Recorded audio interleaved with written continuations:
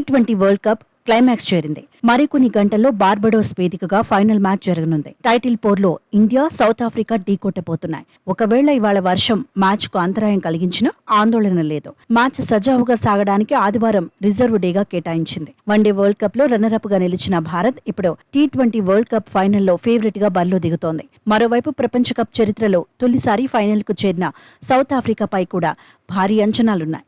అయితే విరాట్ కోహ్లీ, రోహిత్ శర్మలకు ఈ final match అయ్యే అవకాశాలున్నాయని మాజీ క్రికెటర్ వీరేంద్ర సెహ్వాగ్ అన్నాడు. వచ్చే వరల్డ్ కప్ లో ఈ ఇద్దరు ఆటగాళ్లు పాల్గొనే ఛాన్సులు లేవని పేర్కొన్నాడు. ఐసీసీ పరిమిత ఓవర్ల మెగా టోర్నీలో రోహిత్, కోహ్లీ శకం ముగిసినట్లేనని అభిప్రాయపడ్డాడు సెహ్వాగ్. అయితే వన్డే వరల్డ్ కప్ గెలిస్తే ఈ ప్రపంచ కప్లో కోహ్లీ, రోహిత్ ఇద్దరిలో ఒకరే పాల్గొనేవారని సెహ్వాగ్ అన్నాడు.